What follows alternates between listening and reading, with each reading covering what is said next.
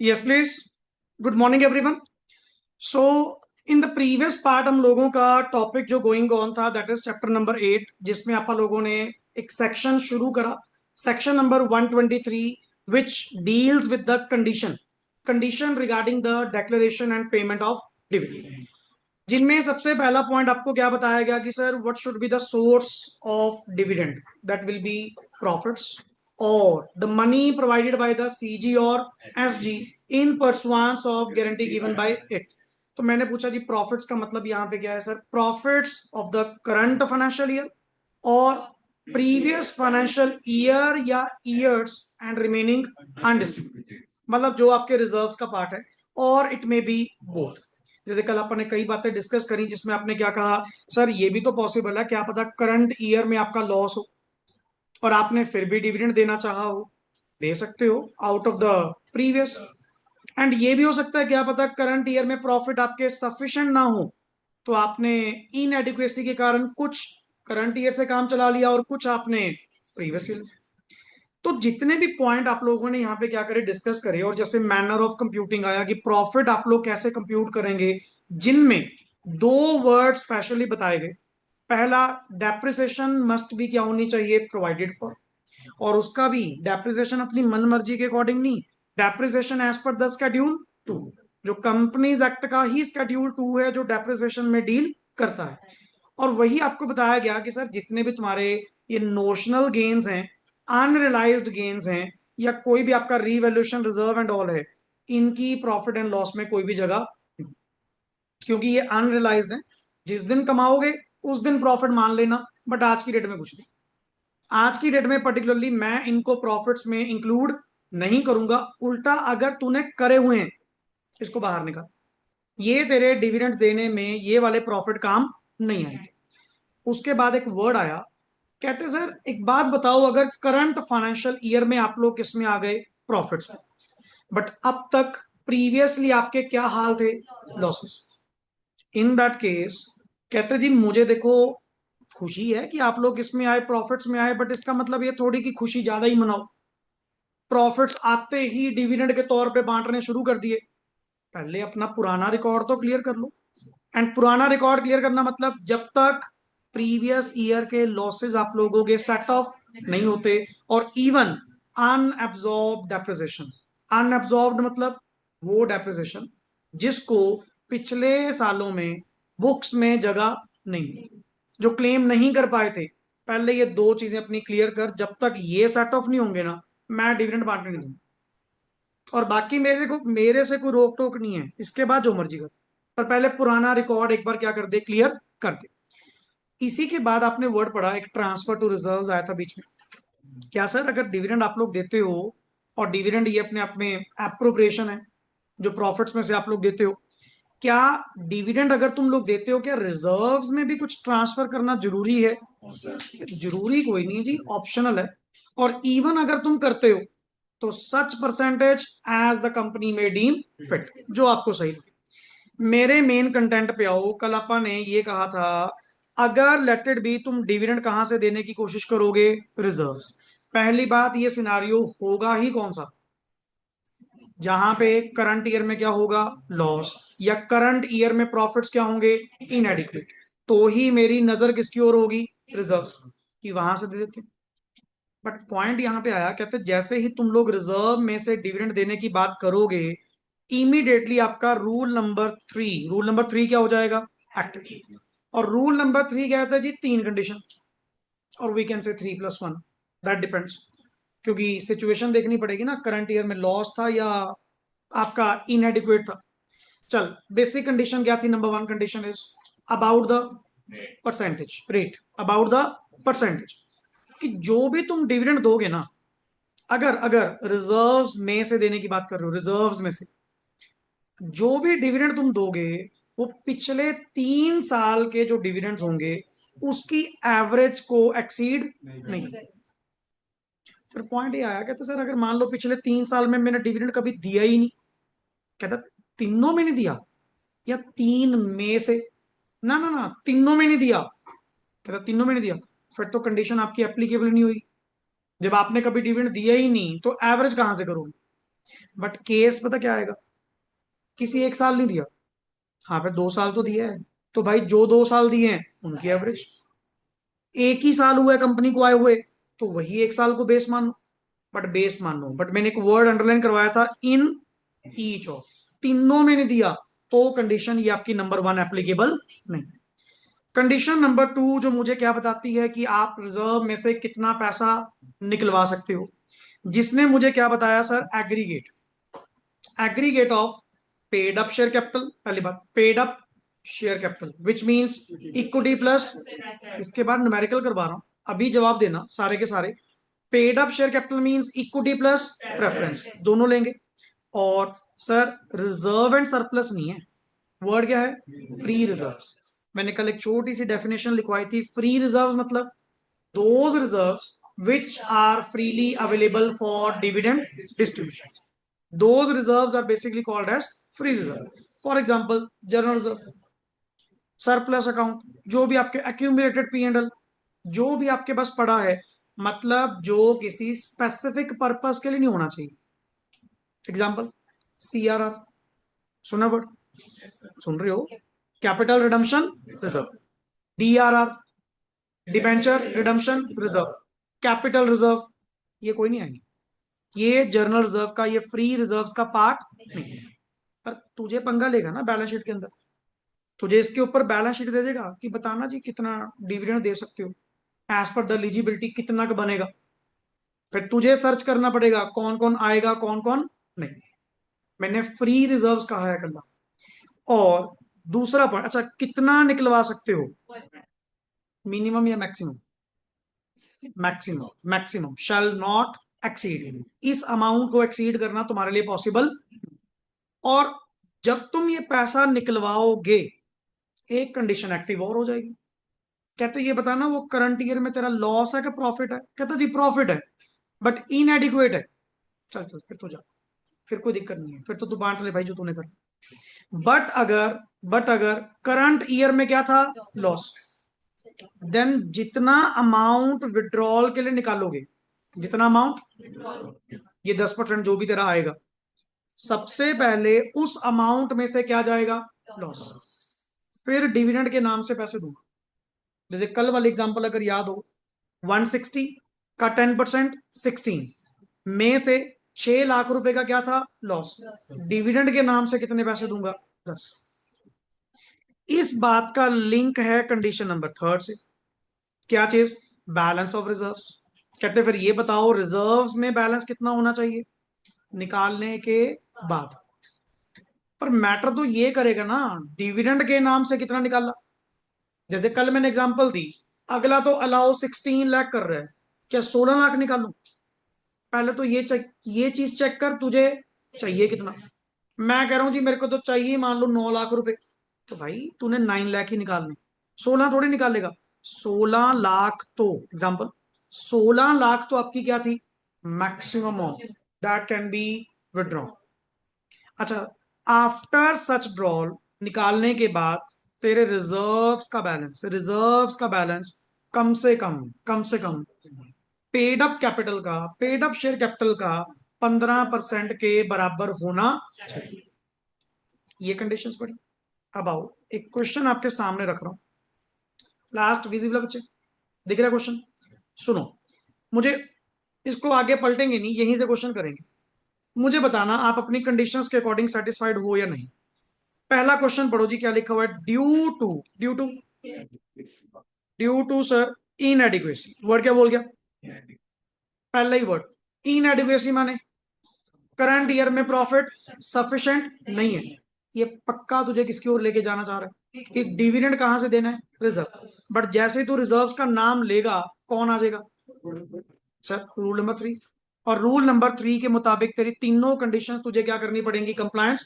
और हाँ, तीनों, कोई एक नहीं, अगर मैं कह दूं तीनों जो एलिजिबल बताएंगी वो अमाउंट आप यूज कर सकते हो। Profit during the year ended 31 March 2022, example XYZ limited proposes to declare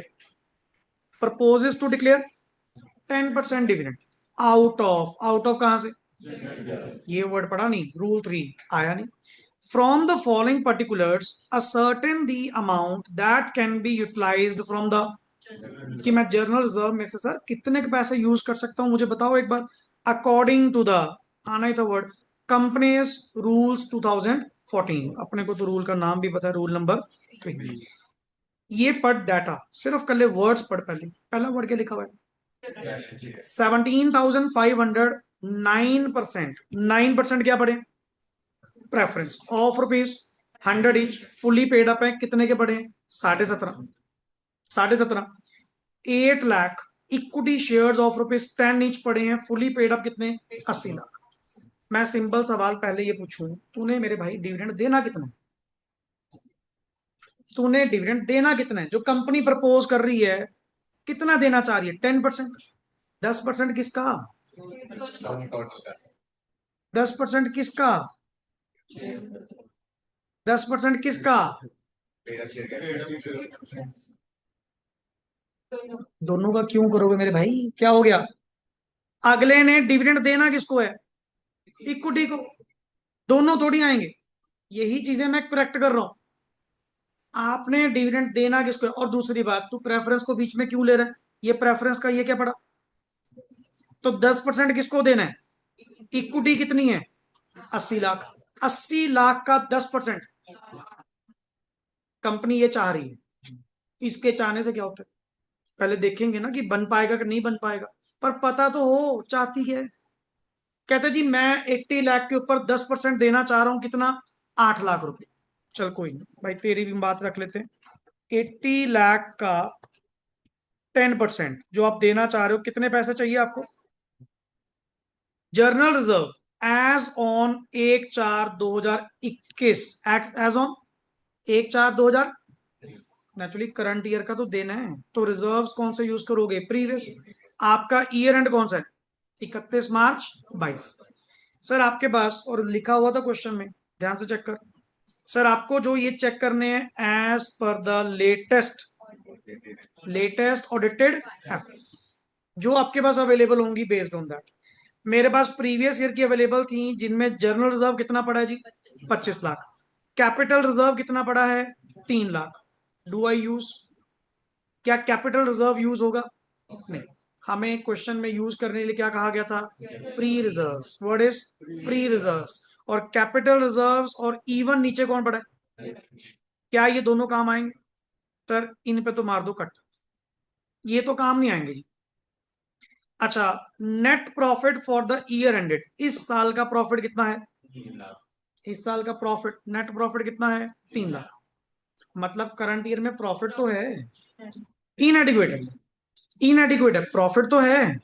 और पिछले 3 साल की कंडीशन नंबर 1 में बता रहा हूं, पिछले 3 साल की एवरेज जो आ रही है ना, वो कितनी आ रही है?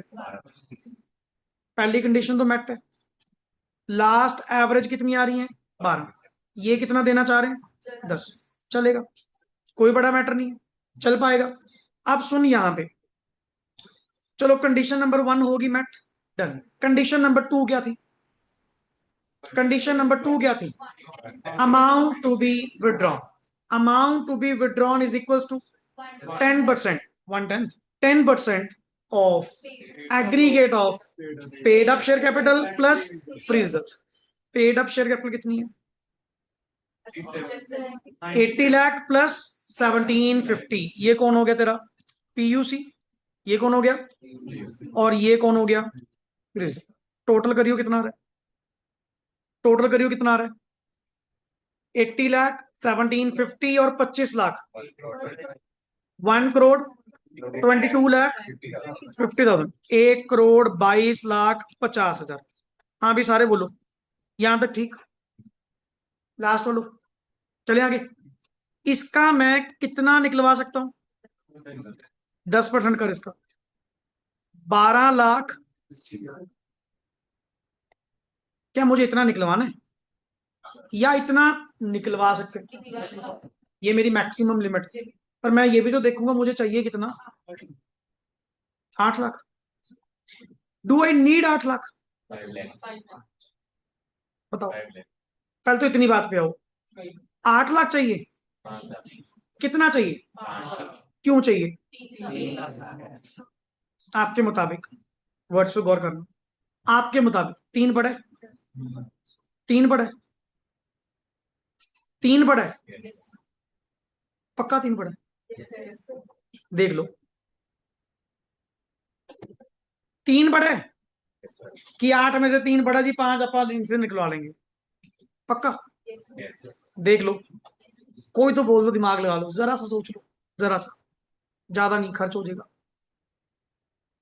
3 लाख बड़ा है?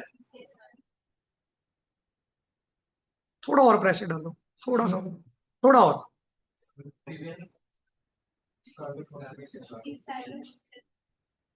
हाँ, मैं तो कह रहा हूँ इस साल का लिखा तो हुआ, इस साल का है। 3 लाख अवेलेबल है?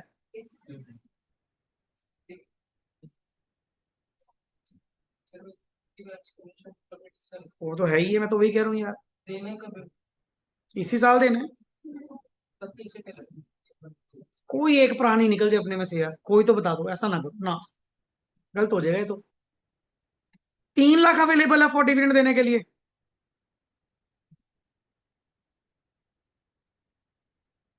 मान ले हार। नो। बताओ जी। रिया, 3 लाख अवेलेबल है? 3 लाख इक्विटी वालों को दे दूं? प्रेफरेंस शेयर वाला, शुक्र है मेरी इज्जत रख ली। प्रेफरेंस वाले नहीं बैठे, जो 3 लाख रुपए तेरे पास यहां पड़े हैं, क्या लिखा हुआ word? That means 3 lakh is available for equity. पहले किसको आएगा? फिर मेरे भाई 3 लाख कहां से अवेलेबल है? 3 लाख में से 17.5 का 9% तो कौन खा जाएगा? प्रेफरेंस वाले। अगले ने डिविडेंड मांगेंगे, वो भी तो बैठे हैं कतार में। How can you say that कि 3 लाख रुपए is available for the equity holders? Line में प्रभु जी, ये भी तो बैठा है, ये नहीं मांगेंगे अपना डिविडेंड, और ये भी कहां से मांगेंगे? Out of profits. अब 17.5 का 9% बता। 1,50,000। अब तेरे 3 लाख में से 1,57,500 तो कौन खा गया? इक्विटी के वालों के लिए कितने बचे? अब बताना, ये चीज बताना कि सर इक्विटी वालों के लिए, मैंने, तुमने वर्ड गौर नहीं करी, मैंने वर्ड कहा था अवेलेबल, क्या इक्विटी वालों के लिए? वही चीज गलती है। अब ये चीज है ना, लॉ क्लियर नहीं करता प्रॉपर वे से, ये इंटरप्रिटेशन हमें निकालनी पड़ती है क्वेश्चन सॉल्व करते हुए। सर आपने तो नेट प्रॉफिट लिखा है, और मुझे तो वो प्रॉफिट चाहिए होते हैं जो अवेलेबल फॉर डिविडेंड डिस्ट्रीब्यूशन हो to the equity, to the, और इक्विटी वाले सबसे आखिर में आते हैं, इक्विटी वाले सबसे आखिर में। तो पहले कर लो जी, जिसको जो जो देना था।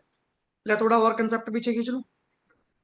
Net profit before interest and tax, बीच में एक डिवेंचर की लाइन लेता हूँ, क्या वो नेट प्रॉफिट यूज कर लोगे? मैंने क्या बोला? Net profit before interest and tax. Sir ये तो बिल्कुल स्टार्टिंग आ गया, पहले इंटरेस्ट माइनस होगा, टैक्स माइनस होगा, प्रेफरेंस का डिविडेंड माइनस होगा, तो वो जाके कहां पहुंचेंगे? इक्विटी वालों पे। वो अवेलेबल है, वो अवेलेबल अमाउंट है फॉर किसके लिए? इक्विटी। कितना पैसा बता रहे हो? 1,42। क्या यहां तक पहुंचे सभी? लास्ट पंकज, चले आगे बोलो। 1,42,500 पड़ा है, तुझे कितना चाहिए? 8 लाख। क्योंकि मैंने कमिटमेंट करी है, मैं 10% देना चाह रहा हूँ, और as per condition number 1 I can give, क्योंकि पिछले 3 साल की एवरेज कितनी है? 12, मैं तो 10 ही दे रहा हूँ। सर जी, 8 लाख में से 1,42,500 तो पड़ा है, व्हाट इज माई रिक्वायरमेंट?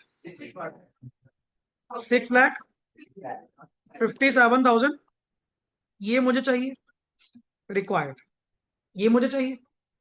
और कंडीशन नंबर 2 तो तुझे कितना कह रही है? 12 लाख। ये तो पहले बहुत ज्यादा कह रही है, पर मैं 12-25 थोड़ी निकलवाऊंगा, मेरे को तो चाहिए कितना? 6,57,500। पार समझ आ रहा है?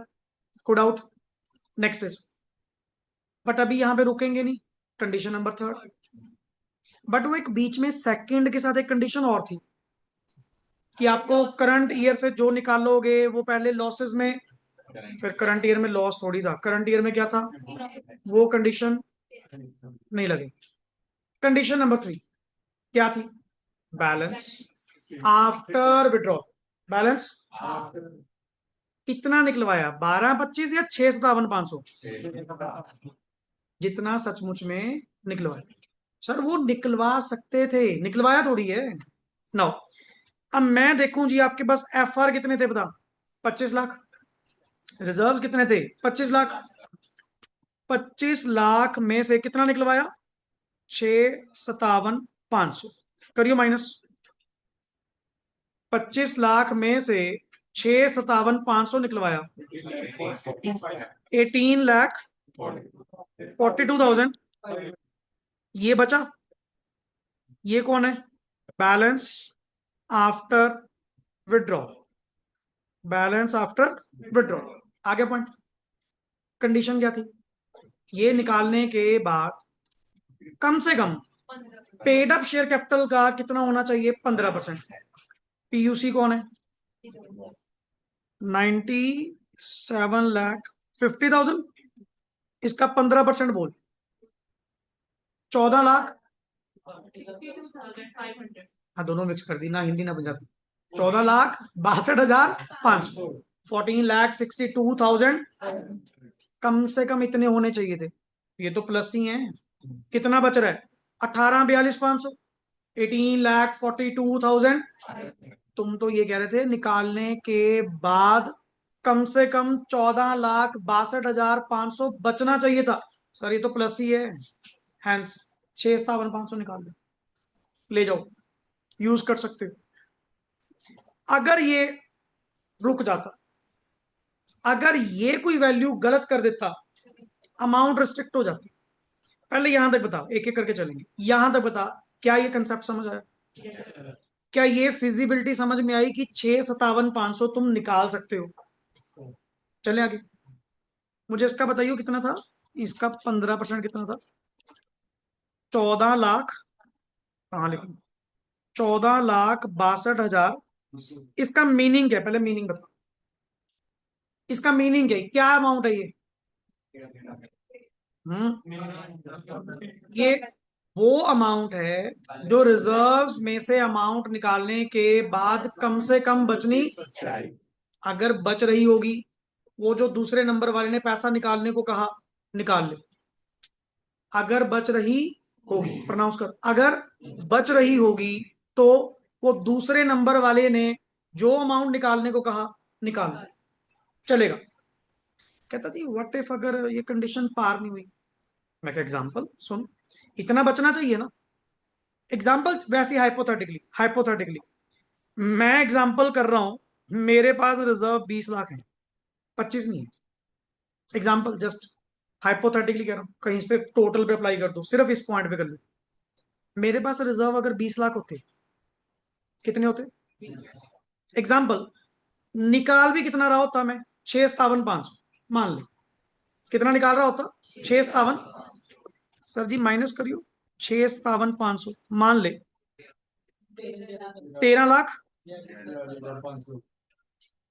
ये तो कंडीशन ब्रीच होगी, अगर मैं इतनी अमाउंट निकाल लूं ये तो कंडीशन ब्रीच होगी, क्योंकि तुमने क्या कहा था, निकालने के बाद कम से कम वैल्यू कितनी होनी चाहिए, 14,62,000। कितने का फर्क है, कितने का फर्क है। सर वो जो 657,500 आप निकालने को कह रहे थे ना, 657 ही निकलेंगे। कितने निकाल पाओगे, क्योंकि मुझे ये भी तो मेंटेन करना है। कितना करेंगे, एक 20 क्या कर दे, माइनस कर दे। सर 6,57,500 नहीं निकलेंगे जी, क्योंकि आपकी कंडीशन नंबर थर्ड फंस गई ना। इसमें से एक 20 माइनस कर, 537।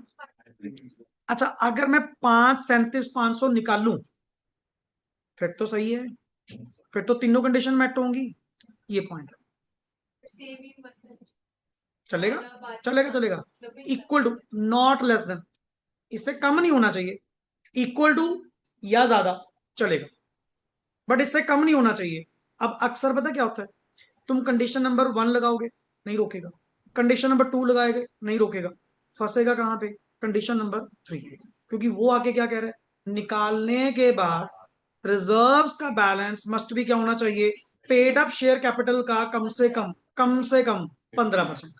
और अगर 15% नहीं बच रहा, सर अपने डिविडेंड की अमाउंट कम करो, विड्रॉल अपना कम करो, मैं नहीं अलाउ करूंगा, इतना मैं दे ही नहीं सकता। ये पॉइंट हुआ क्लियर?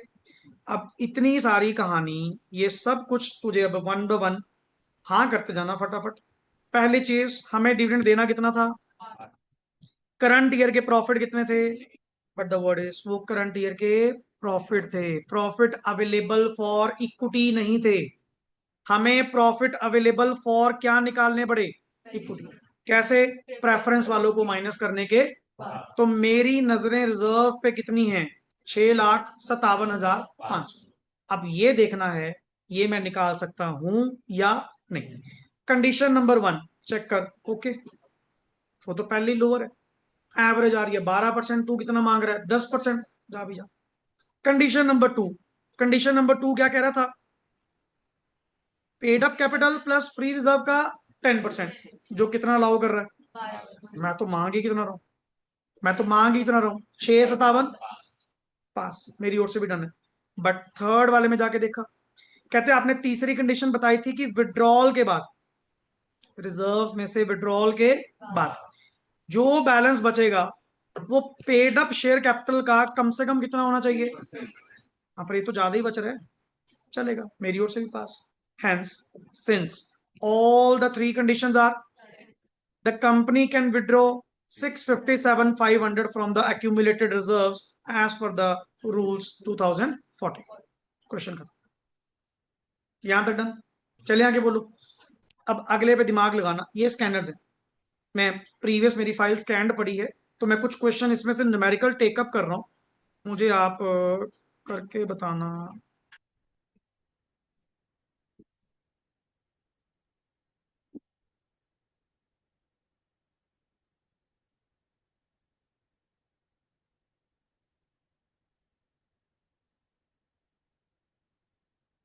लास्ट विजिबल है भाई? पढ़ा जा रहा है, 2020 नवंबर का क्वेश्चन है। पहले क्वेश्चन पढ़, अपना अपना दिमाग लगाना, फिर रिकनसाइल करूंगा, पहले नहीं। सुन, AB limited is a public company having its, पढ़ो जी, having its registered office in कहां पे? Coimbatore. The company has incurred net loss. Current year में क्या है? कोई दिमाग काम करा क्या? हाँ, जो अमाउंट निकालोगे, जो अमाउंट रिजर्व में से निकालोगे, पहले 20 ये खाएगा, फिर देखेंगे डिविडेंड कितना जाएगा आगे। और हाँ, एक चीज और, जब पहले 20 ये खाएगा तो डिविडेंड के नाम से तो बाकी मिलेगा। मन करे, एग्जाम्पल, इसने अलाउ करा 35, कंडीशन नंबर टू, 35 लाख रुपए निकालो जी, फिर 35 लाख थोड़ी मिलेंगे, 35 लाख में से 20 लाख तो कौन खा गया? ये। मेरे को डिविडेंड के नाम से कितने मिले? और जब बैलेंस ऑफ रिजर्व वाली कंडीशन नंबर थ्री निकालूंगा, माइनस कितना करोगे? 35 या 15? 15, जितना डिविडेंड के नाम से मिलेगा। सुन, in the financial year this the board of director wants to declare dividend for the, कहते बट हम तो जी डिविडेंड देना चाहते, तो बताओ कैसे दे। The balance of the company as per the latest audited FS के अकॉर्डिंग, इनके जो बैलेंस है वो कितने हैं जी? इक्विटी शेयर कैपिटल कितनी है? 100 लाख। जर्नल रिजर्व कितना है? 150 लाख। और डीआरआर कितना है? 50 लाख। पहली बात, क्या डीआरआर नहीं लेंगे? कारण, specific reserve, the company has not declared any dividend in the proceeding, मतलब कंडीशन नंबर वन एप्लीकेबल, क्योंकि क्या तो गया, पिछले 3 साल में कभी डिविडेंड दिए ही नहीं। आगे, डिसाइड वेदर, क्या AB limited is allowed to declare the dividend और not for the financial year this, by explaining the, क्या लिखा हुआ है, relevant provision of the companies act in this regard. पहले पूरी प्रोविजन एक्सप्लेन करेंगे। इफ अलाउड, अगर अलाउड है डिक्लेयर करना, then state the maximum amount, तो फिर कौन बताएगा? रूल 3 बताएगा जी। करना अपने अकॉर्डिंग, कितना डिविडेंड दे सकते हैं सोचो मरा, हम मैक्सिमम डिविडेंड कितना दे सकते हैं? करो जी करो, बाकी चेक करो एक बार देखे।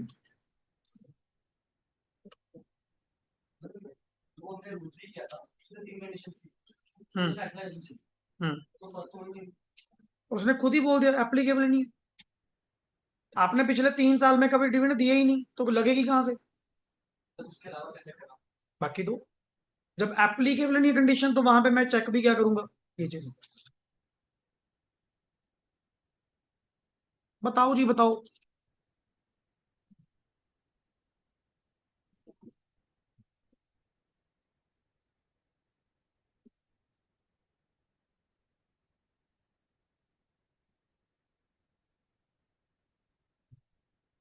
कंडीशन नंबर 1 तो लगेगी नहीं। कंडीशन नंबर 2 क्या कहती है sir? Paid up share capital और फ्री रिजर्व। आप फ्री कहा कर उसको, क्योंकि general reserve is part of. Sir ये कितना बन रहा है जी? 250 लाख। 250 लाख का 10% निकाल सकते हैं। बट भाई तू 25 अगर निकालेगा, 20 लाख तो कौन खा जाएगा? 25 में से 20 गया, कितना बचा? मतलब एज पर कंडीशन नंबर 2 आप डिविडेंड के नाम से कितना निकलवा सकते हो? 5। Condition number 3, balance after withdrawal must be equal to क्या होना चाहिए? 15% of the paid up. Reserves कितने? 150। रिजर्व्स कितने? 150 में से निकाला कितना? 5 या 25? 5 डिविडेंड के नाम से, क्योंकि 20 तो वो खा गया ना। कितना बचा? 5। सर जी 150 में से 5 निकाल लो, 140, जो कि पेड अप कैपिटल का 15% के बराबर। ये तो कई गुना ऊपर है। 15% कितना हुआ? 15 लाख। वहां कितना बच रहा है? 145 लाख। सफिशियंट है जी, 5 लाख रुपए बड़े आराम से आप लोग डिविडेंड दे सकते हैं। अब इसकी प्रेजेंटेशन पे आ जाओ। पहले पूरा एक्सप्लेन करा उसने, देख कि in the given case and all, जैसे आप लॉ का आंसर फ्रेम करते हैं according to the set rule. पूरी कंडीशन अगले ने सेटिस्फाई करके दिखाई। कंडीशन नंबर 1 एप्लीकेबल नहीं है, कंडीशन नंबर 2 के अकॉर्डिंग ये होगा, और जैसे ही आप निकालोगे तो करंट ईयर का लॉस खा जाएगा। आपको कितनी अमाउंट मिलेगी? 5। और बैलेंस आफ्टर विड्रॉल कितना बचा? 145, जो कि पेड अप कैपिटल के 15% से तो कई गुना। तो हेंस यहाँ पे 10 the company can declare a dividend of कितना? 5। बस। अब सुन, अगला क्वेश्चन करके दो।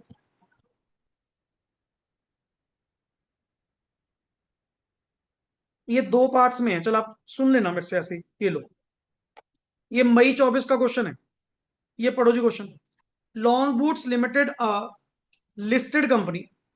पहली बात, कल से हमने जितनी भी डिस्कशन करी 2 लेक्चर्स के अंदर, क्या मैंने कोई डिफरेंस क्रिएट करा कि कंपनी लिस्टेड है या unlisted?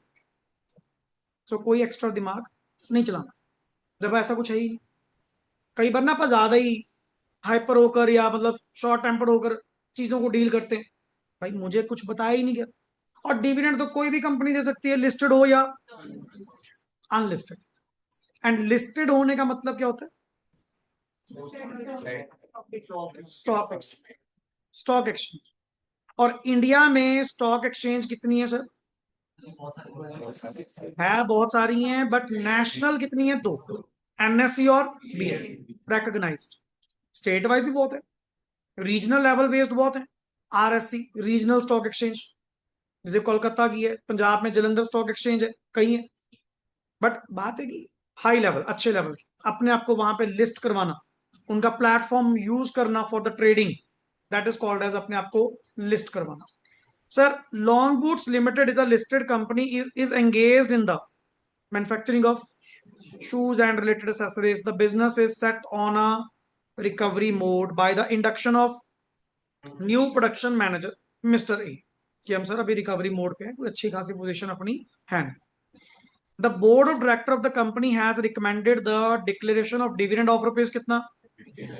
After a gap of, what it means? आपा कहते ढूंढते रहे कहाँ लिखा हुआ, लिख तो गया। आफ्टर अ गैप सदियां होगी, 8 साल हो गए अब तक डिविडेंड कभी दिया ही नहीं, पहली बार देने जा रहे हैं, वो भी कितना? 50। जबकि प्रॉफिट्स क्या हैं? इनएडिक्वेट। अब इधर वाले वर्ड पे, the dividend thus proposed is to be met partially out of profit of rupees कितना? 16। ये कहते 16 लाख तो अपने पास पड़ा है, पर देना कितना है? 50। कहते देख लेते हैं जी, पॉसिबिलिटी निकल आएगी तो देख लेंगे, नहीं आपको मना कर देंगे कि जी इतना डिविडेंड देना तो अलाउड नहीं, हम रिस्ट्रिक्ट करवा देंगे। सुन, accumulated profit during the past 8 years वर, आज तक के प्रॉफिट कितने पड़े? 170 lakh, which is 25% of, आप कहते हैं जी क्वेश्चन में टोटल शेयर कैपिटल हिडन है, हिडन कहां पे बता तो गया। 170 लाख, 170 लाख जो एक्यूमुलेटेड प्रॉफिट्स हैं वो टोटल शेयर कैपिटल का कितना परसेंट है? 25% है। तो मतलब 170 अपने आप में कितना परसेंट हुआ? ग्रॉस अप कर, 680, 680, ये आपकी क्या आ गई? पीयूसी। और 170 क्या थे? एफआर। 170 क्या थे? FR. Referring to the provision of the Companies Act 2013, decide whether the condition with regard to the declaration of dividend in case of inadequate profits are met. You are requested to support your answer with requisite calculations. अब in this case, content आपके सामने। पहली चीज condition number 1 not applicable, क्योंकि 8 साल हो गया आपने कभी डिविडेंड। सर कंडीशन नंबर 2, जिसमें पहले तो आपको, अगर मैं रिक्वायरमेंट की बात करूं, 50 माइनस 16, 16 तो पड़ा है, तुझे चाहिए कितना? अच्छा, पिछले साल के एक्यूमुलेटेड प्रॉफिट्स कितने हैं जी? जो कि 25% है किसका? पीयूसी का। मतलब है पीयूसी कितनी है अपने आप में? इन दोनों का aggregate 680 plus 170 is equal to का 10%। ये मैं विड्रॉल कर सकता हूं, बट डू आई नीड? मेरे को इतने चाहिए नहीं। Sir amount to be withdrawn आपको कितनी चाहिए? Company has since made a, current year में लॉस थोड़ी था, करंट ईयर में क्या था? प्रॉफिट। तो वो वाली कंडीशन तो लगेगी नहीं, लॉस सेट ऑफ करने वाली जो भी है। अब नेक्स्ट, तेरे रिजर्व्स कितने थे? में से निकलवाया कितना? बचा कितना? जो कि 680 के 15% के बराबर होना चाहिए। 680 का 15%, 110, ये तो बच कितना रहा? ठीक है, 34 लाख आप लोग withdraw. In the given question since all the conditions are, hence long boots limited has validly declared the, हो गया 50 लाख आपका पूरा। 16 लाख आपके पास पड़े थे और 34 लाख यहां से निकाल लिया, क्योंकि मैंने कंडीशन चेक करके देखी, मेरी सारी कंडीशंस मैट है, कोई दिक्कत नहीं। ये क्वेश्चन, ये फायदा होता है स्कैनर का। अब मैंने इसको क्वेश्चन में क्यों टेकअप करा कि चलो न्यूमेरिकल टेस्ट एक बार देख तो लें, आता क्या। हम कहते जी लॉ मतलब थ्योरेटिकल पेपर, नॉट थ्योरेटिकल। यहाँ कंसेप्ट आपको न्यूमेरिकल भी मिल सकते हैं। मन करे यही एग्जांपल जो आपने डिस्क्रिप्टिव में पढ़ी है, अगला बैलेंस शीट दीजिए, एक छोटी सी बैलेंस शीट बना के दीजिए कि इसके अकॉर्डिंग बताओ जी डिविडेंड कितना दे सकते हो, ये चीज। और यही सेम कंसेप्ट जो टॉपिक पढ़ रहे हो, ये तुम्हें अकाउंट्स में भी काम आएगा। जो मैंने फाइल ये ओपन करी हुई है ना, जो पहला क्वेश्चन आपने करा था, ये तुम्हारे अकाउंट्स के मॉड्यूल में से ही है। Financial statement of a company, company की फाइनेंशियल स्टेटमेंट बनाओगे तो वहां पे ऐसा क्वेश्चन आपको मिलेगा। ये था जी आपका डिविडेंड को लेकर जो कंटेंट था। बाकी एक आधा क्वेश्चन अगर बीच में रहा होगा तो वो जब स्कैनर वाली फाइल करेंगे वहां पे सब कुछ आपको मिलेगा। सो टोटल 3 क्वेश्चन आप कर चुके, just for your reference. Scanner सबके पास होंगे, सारी कॉपी आपके पास पड़ी होंगी। चलिए नेक्स्ट आगे पढ़ते हैं जी, वर्ड डिविडेंड आउट ऑफ, पढ़िए क्या लिखा हुआ है। No dividend shall be declared या paid by a company from its reserves other than, किसको छोड़ के? मतलब अगर डिविडेंड देना भी है तो डिविडेंड देना अलाउड ही किसमें से है? कोई लिख ले, not from any specific reserves, not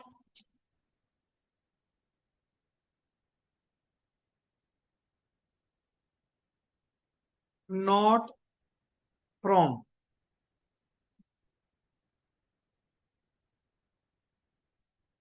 any specific reserves, not from any specific reserves. पढ़िए next is prohibition on declaration of dividend. हमने कल से जितना कंटेंट पढ़ा, मैंने प्रोहिबिशन कभी नहीं कहा। हमने वर्ड बोला तो बोला रिस्ट्रिक्शन, दोनों में फर्क है। प्रोहिबिशन मतलब मना ही है, कर ही नहीं सकते, और रिस्ट्रिक्शन मतलब कर सकते हो बट कुछ कंडीशंस कुछ फॉर्मेलिटीज पूरी करने के बाद। Prohibition on the declaration of dividend, इस केस में तो मना ही कर रहा हूं, देना ही नहीं। कहते जी ऐसी भी क्या बात होगी, सुन, no dividend shall be declared on, but मना किसको है, सिर्फ इक्विटी, नॉट प्रेफरेंस। कहीं पता लगे प्रेफरेंस वालों का भी डिविडेंड आपने रोक लिया कि सर उनको कोई दिक्कत नहीं है, उनका डिविडेंड तो दो, सिर्फ मना किनको है, इक्विटी, इक्विटी वालों पे डिविडेंड नहीं देना। If the company has not complied with, अगर कंपनी ने कंप्लाई नहीं करा किसके साथ, section 73, section 74, which deal with the deposits, which deal with the, अभी के लिए शॉर्ट वर्ड, क्योंकि जब चैप्टर 5 में जाओगे ये कंटेंट, चैप्टर 5 डिपॉजिट्स, वहां पे बड़ी डिटेल में चर्चा होगी डिपॉजिट्स क्या होते हैं। यहां के लिए सिंपल वर्ड, सर अगर आपने डिपॉजिट्स का डिफॉल्ट करा ना, देन इक्विटी शेयर वालों को डिविडेंड देना बिल्कुल क्या है, प्रोहिबिटेड। क्या है, अलाउड नहीं। नहीं क्या मतलब मैं इक्विटी वालों को कभी डिविडेंड दे ही नहीं पाऊंगा, नहीं, आप प्रोहिबिशन हटवा लो, आप डिपॉजिट सही कर दो, जो तेरा डिपॉजिट्स को लेकर डिफॉल्ट है उनकी रीपेमेंट सही कर दे, उनकी एक्सेप्टेंस सही कर दे, कंप्लायंस पूरे कर दे, जितना मर्जी बांट। पर एक बात सुन ले, अगर जब तक डिपॉजिट्स का डिफॉल्ट चलेगा, जब तक डिपॉजिट्स का डिफॉल्ट चलेगा, इक्विटी वालों को कोई भी डिविडेंड देना अलाउड नहीं। पढ़, सेक्शन 73 क्या है, हाँ जी बच्चे पढ़ना, प्रोहिबिशन ऑन एक्सेप्टेंस, हाँ जी, हाँ पढ़ो। पहला point, prohibition on acceptance of deposit from public, हल्का सा बता रहा हूं, हर कंपनी को पब्लिक से डिपॉजिट एक्सेप्ट करना अलाउड नहीं। अरे डिपॉजिट्स भी लाइक बोरोइंग्स, उधार पकड़ना। मैं तुम लोगों से एज अ कंपनी दो तरह से पैसा ले सकता हूं, owned fund, borrowed fund. Deposit किसका हिस्सा है, बोरोड फंड, और कैपिटल किसका हिस्सा है, ओन्ड फंड। आपने अगर मेरी कंपनी के शेयर्स लेने हैं तो भी ठीक है, आपने मुझे डिपॉजिट्स देने हैं, बैंक में भी तो एफडी कराओगे, एफडी वर्ड क्या होता है, फिक्स्ड डिपॉजिट, मेरे पास करवा लो। बैंक कितना देगा, 8%, मैं 10 दूंगा, तो मेरे पास करवा ले। तो राय अपनी अपनी, सिक्योरिटी अपनी अपनी। अब कईयों को बैंक सेफ लगता है तो भाई बैंक में करवा लो, नहीं तो मैं कह रहा हूं मेरे से ले ले, हमें भी तो पैसा चाहिए, हम इंटरेस्ट आपको दे देंगे। पर पॉइंट ये है, ओपन पब्लिक से हर किसी को डिपॉजिट एक्सेप्ट करना अलाउड, तूने कर लिया, कहता जी वो सेक्शन अगर डिफॉल्ट हो गया ना, मैं इक्विटी वालों को डिविडेंड बांटने नहीं दूंगा। And conditions for the acceptance of, क्या लिखा हुआ है, डिपॉजिट्स फ्रॉम द, या कुछ कंडीशन होती है कि जैसे मेंबर से डिपॉजिट आपने एक्सेप्ट करना है, अगर उनसे बोरिंग पकड़नी है, उन कंडीशंस का कंप्लायंस करना पड़ेगा, तुमने करा नहीं। मैं कहा मेरे को इतना समझ नहीं, मेरे को एक वर्ड पता है, 73 का कोई भी फॉल्ट कराना, तेरे को मैं इक्विटी वालों को डिविडेंड देने नहीं दूंगा। क्या तो लाइफ टाइम, तो लाइफ टाइम नहीं, ये डिपॉजिट वाला डिफॉल्ट सही करवा दे, 73 सही करवा दे, कर ले, बांट ले, जितना बांटना है बांट ले। नाउ दूसरा ऐसे ही, या फिर और, सेक्शन 74, ये क्या कहते हैं, जितने भी डिपॉजिट आपने इस एक्ट की कमेंसमेंट से पहले लिए हुए हैं, जितने भी डिपॉजिट्स आपने इस एक्ट की कमेंसमेंट से पहले लिए हुए हैं, ये उसकी रीपेमेंट की बात करता है। सब आएंगे, 73 आएगा, 74 आएगा, चैप्टर नंबर 5। आपा तो 8 पढ़ रहे हैं ना, तो इसकी बात यहां तक सीमित रख कि अल्टीमेटली सर अगर 73 74 का डिफॉल्ट हुआ ना, हमने इक्विटी वालों को डिविडेंड बांटने नहीं देना। और this prohibition shall continue so long as the failure to comply with, जब तक इसका फेलियर चलेगा तब तक प्रोहिबिशन एक्टिव रहेगी। आप इसका कंप्लायंस सही करवा दो, 73 74 सही करवा दो, जहां मर्जी बांटो, हमें क्या दिक्कत है। बट टिल, जब तक फेलियर सही नहीं करवाते, इक्विटी वालों को डिविडेंड बांटना अलाउड नहीं। नेक्स्ट, सर आप जो कह रहे थे कि डिविडेंड देना होता है, डिविडेंड किसको देना होता है, payment of dividend to home. मैं क्या, होम का मतलब क्या है, जो उसका मालिक होगा उसी को डिविडेंड देंगे, और किसको देंगे, किसी बाहर वाले को थोड़ी देंगे। Word, the dividend shall be paid to, पहला word registered share holder, who is called as registered share holder, जिसके नाम पे शेयर्स हैं। सर वही रजिस्टर्ड, ये तो ऑनर है जी, इसको ही देंगे और किसको देंगे, या to the order of registered share holder, या जिसको रजिस्टर्ड शेयर होल्डर कहेगा। मेरा डिविडेंड ना साहिल सर को दे दिया, तो कंपनी ने क्या करना है, साहिल सर को दे देना। क्या अपनी मर्जी से कंपनी दे रही है, किसके कहने पे, रजिस्टर्ड शेयर होल्डर के ऑर्डर, मेरे कहने पे। और वैसे कंपनी को तो नहीं कोई दिक्कत होनी चाहिए, बताओ ये क्या मतलब है, कैपिटल आपकी है, डिविडेंड आप लो, साहिल सर को क्यों दे रहे हो। कंपनी क्या कहेगी, हमें क्या मतलब, भाई तेरा बेनिफिट है तू ले, किसी और को दे, हमें मतलब क्या, तू ये बता किसको देना है। नहीं तुझे दे, नहीं तेरे कहने पे किसी को देना है तो बता, मेरे लिए तो ऑब्लिगेशन है। कहते नहीं मैंने तो पैसा देना है, ये बता किसको दें, जिसको कहेगा उसको दे देंगे। और या फिर टू द, मैंने इंस्ट्रक्शन दे रखी कि मेरे बैंक में क्रेडिट कर दिया करो, कंपनी ने क्या करना है, मेरे बैंक खाते में डाल देना है। पढ़िए, द बैंकर्स ऑफ द, इसको ना मैं एक लैंग्वेज बोलता हूँ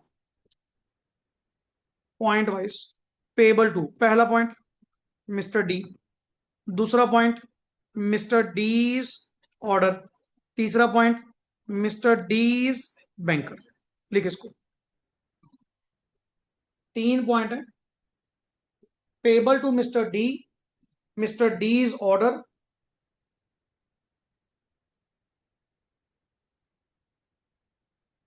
और मिस्टर डीज बैंकर।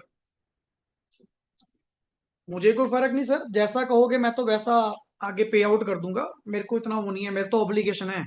उल्टा मैं तो ये सोच रहा हूँ जल्दी बता कि मैंने इसको पे आउट करना है, नहीं तो मेरे पे पेनल्टी लगेगी कि आपने डिविडेंड इतने दिन में क्यों नहीं पे करा।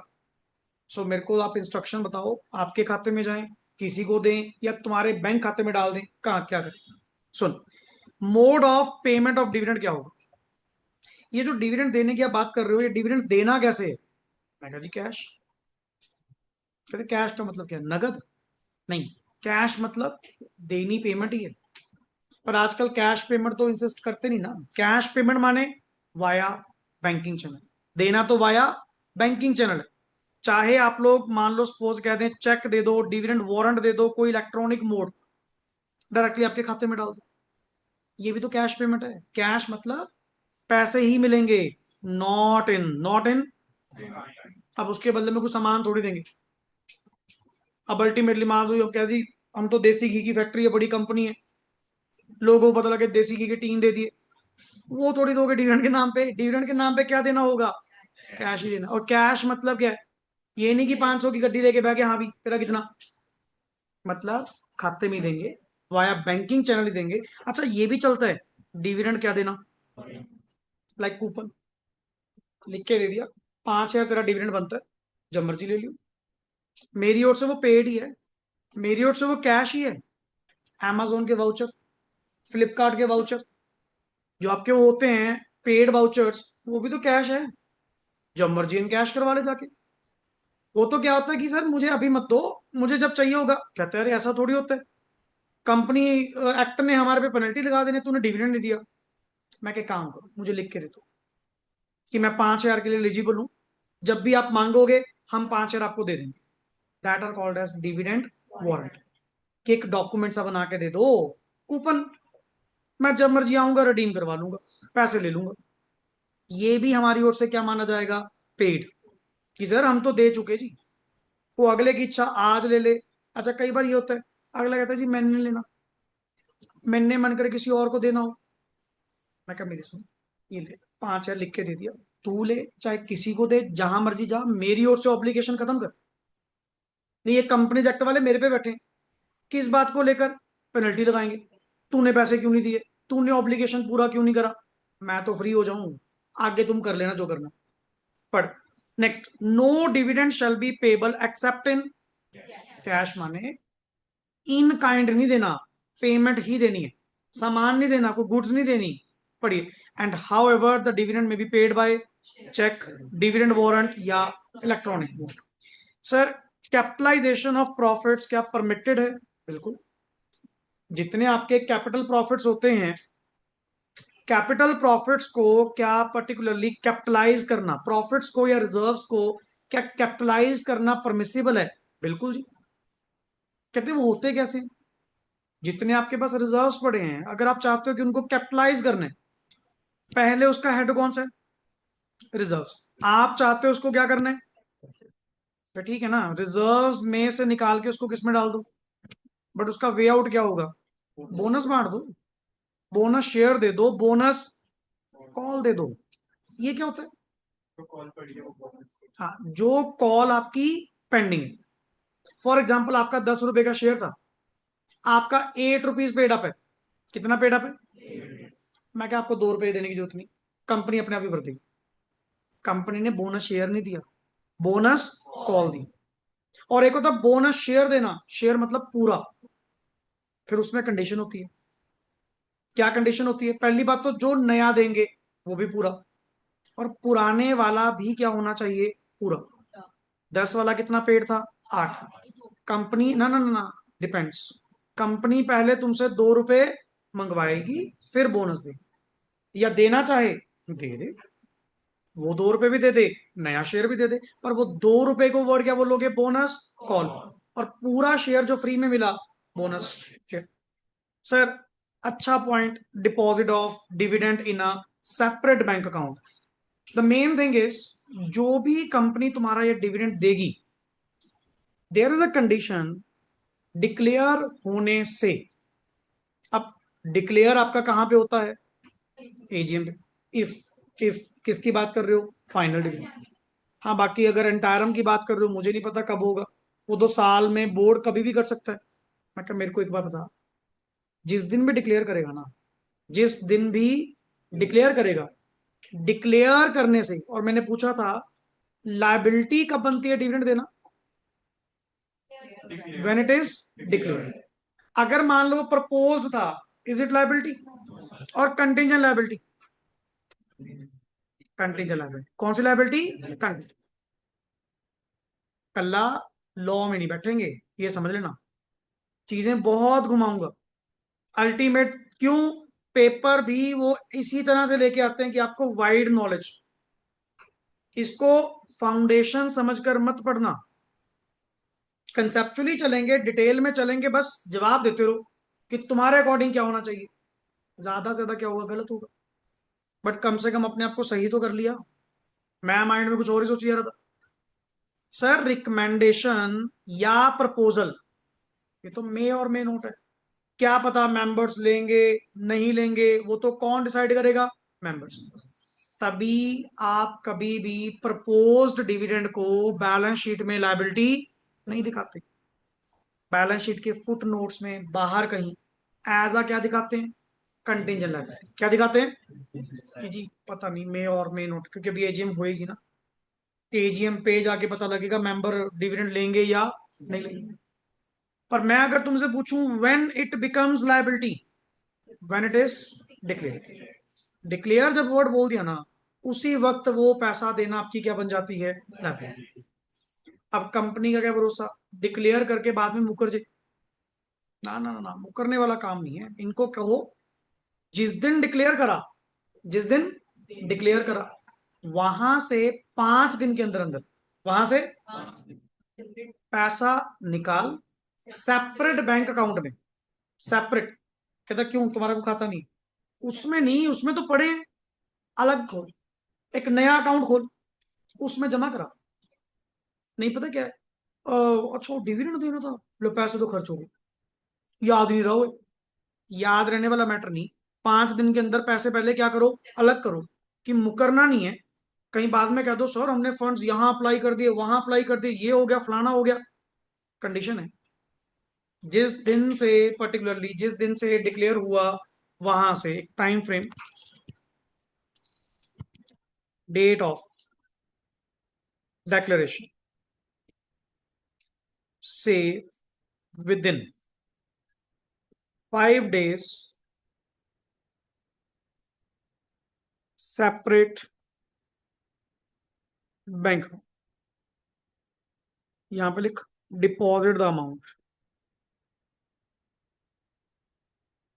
Deposit the amount of dividend in, कि सर डेट ऑफ डिक्लेरेशन से 5 दिन के अंदर अंदर पर्टिकुलरली आपको ये पैसा सेपरेट बैंक अकाउंट के अंदर क्या करवाना है, जमा करवाना। और इन अकाउंट्स को ना हम वर्ड बोलते हैं escrow accounts, escrow accounts, special purpose account. ये पूछे क्या कंपनी का बैंक अकाउंट नहीं था? कंपनी का बैंक अकाउंट भी तो था, फिर ये अलग से खुलवाया। अलग खुलवाने का मोटिव क्या है, ये बताओ? ताकि वो पैसा कहीं और खर्च ना करे, मिस अप्लाई ना कर दे, और बाद में इधर से क्या करें, डिफॉल्ट करें। इस वजह से मैंने सेपरेट बैंक अकाउंट के अंदर क्या करवाया, अकाउंट ओपन। और इन अकाउंट्स को वर्ड हम क्या बोलते हैं, एस्क्रो। एस्क्रो का मतलब स्पेशल पर्पस। अच्छा, इनका मोटिव पता क्या? डिविडेंड पे हो जाएगा, खाता बंद। ये खुलवाया ही क्यों गया था? एक स्पेशल पर्पस के लिए। पर्पस पूरा हुआ, बंद। और ये कंपनी का मेन अकाउंट नहीं है।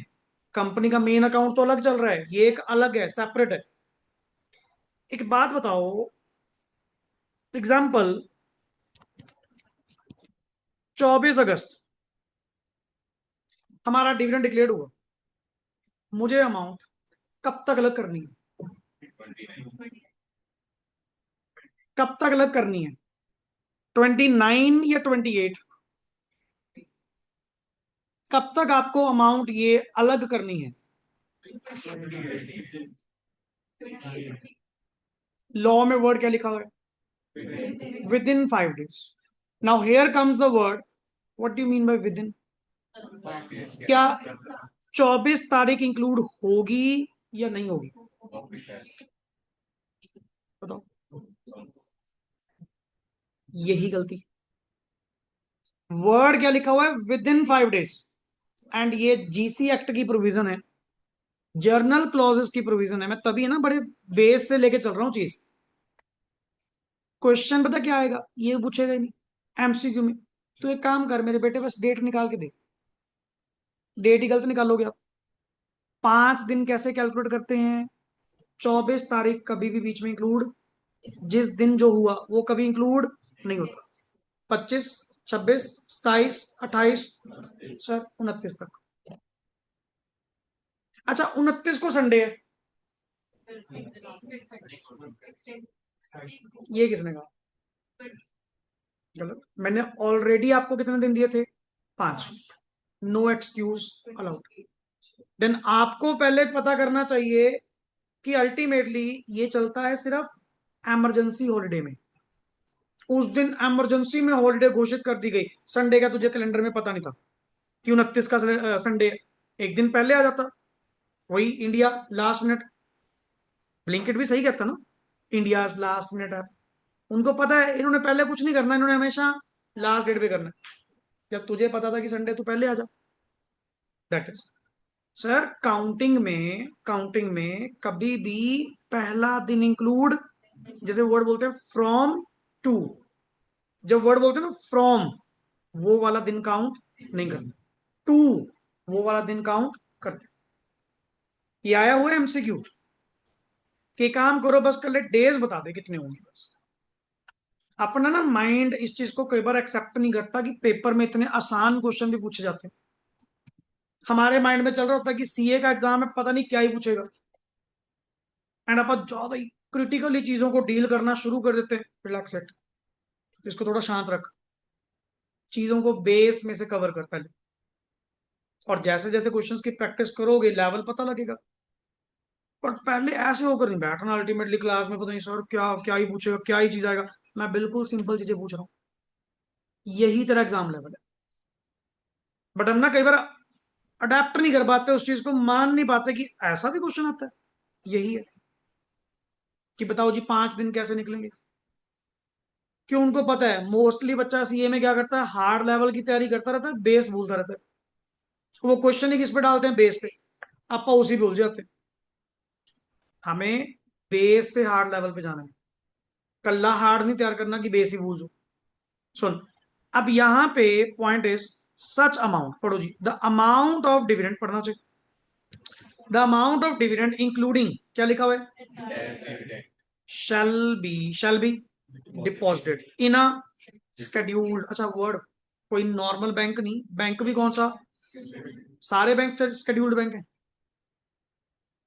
शेड्यूल्ड बैंक, एसबीआई, पीएनबी, जितने तेरे सरकारी बैंक हैं ये सारे कौन से हैं, शेड्यूल्ड, प्राइवेट बैंक सारे शेड्यूल्ड बैंक नहीं। कहीं पता लगे आपने कहा तो सेपरेट बैंक अकाउंट खुलवाओ, किसी और में खुलवा ले, किसी और में नहीं, वर्ड क्या लिखा हुआ है, कौन सा बैंक, जो आरबीआई के शेड्यूल 1A के अंदर क्या है, सेक्शन 45(1)(a) के अंदर क्या है, रजिस्टर्ड, आईए में पढ़िए, in a separate account within कितने दिन में, 5 days of declaration of, and this provision, वही कल वाला पॉइंट, ये किन के ऊपर एप्लीकेबल नहीं है सर, जो 100%, word is entire, 100% government company के ऊपर कोई भी ऐसा कंसेप्ट एप्लीकेबल। और एक नीचे केस स्टडी आपकी पड़ी है नवंबर 18 की, फटाफट पढ़ो, सेल्फ, जल्दी से फटाफट क्वेश्चन पढ़िए।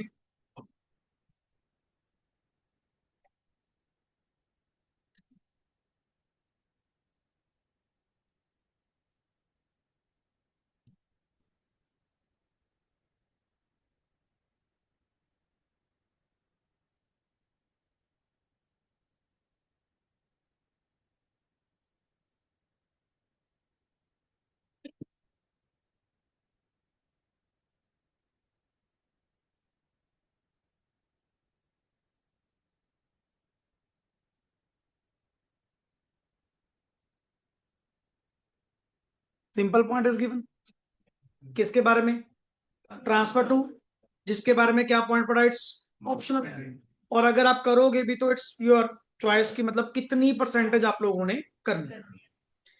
अब मेरा जो अगला पॉइंट होगा तुम्हारे साथ डिस्कस करने को, 123 आपका कंप्लीट हुआ, नेक्स्ट ऑन सेक्शन आप लोग देख रहे हो कौन सा जी, 124, which deals with the unpaid, unpaid dividend account. अब इसकी कहानी थोड़ी अलग चलेगी, नाम से क्लियर है, डिविडेंड जो तुमने पे, उसका एक अलग से अकाउंट मेंटेन करो, जो भी पीछे खाता खुलवाया था उसका पर्पस क्या था, कि जी पैसा अलग रखो और वहीं से लोगों को डिविडेंड क्या करो, पे करो। मैंने पूछा, मैं कहा जी डिविडेंड देते कितने दिन में, जो आपको ये पे आउट करना होता है, 5 दिन तो अलग करने के थे, पे करने के नहीं, कर दो बहुत बढ़िया, कर दो बहुत बढ़िया, पर 5 दिन सिर्फ अमाउंट अलग करने के थे, देने के थोड़ी, देने के कितने होते हैं, 30 डेज, कितने होते हैं, सिर्फ और सुन ले, प्रॉपर कल पढ़ेंगे, 30 days from the date of, starting point same है सबका। अब जैसे 24 अगस्त है, कितने दिन बोले, 30, करना count, 24 September,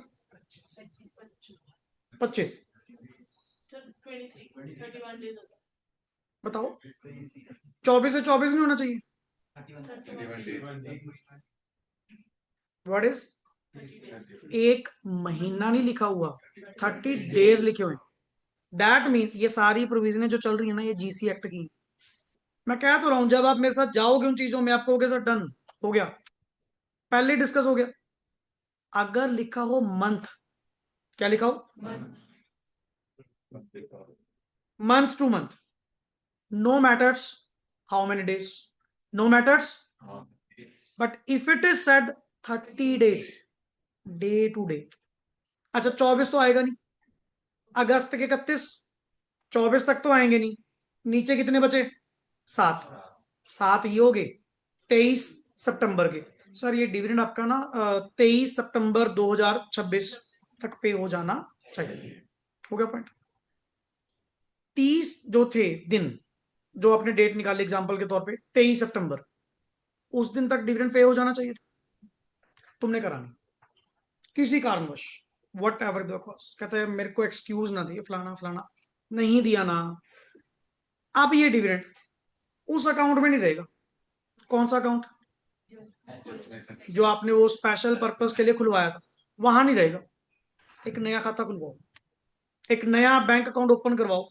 with in 7 days, with in 7 days, कहां से, 23rd जो लास्ट डे था उसका पे करने का, 24, 25, 26, 27, 28, 29, 30, 30 सितंबर तक नया खाता खुलेगा जिसका नाम क्या होगा, अनपेड डिविडेंड अकाउंट। अलग बैंक में खाता खुलवा, अलग मतलब एक नया अकाउंट ओपन करवा, क्लियर। और 7 दिन के अंदर ये अकाउंट आपने ओपन करवाना है। और ये जो अनपेड बचा है, जो बचा है, काफी तो दे दिया होगा ना। जैसे मान लो सपोज मैं करूं, मैंने 10 लाख रुपए डिविडेंड देना था सर, 10 में से राउंड राउंड 8.5 लाख तो बांट दिए जी, कितना बच गया, 1.5, 1.5 उसमें नहीं रहेगा।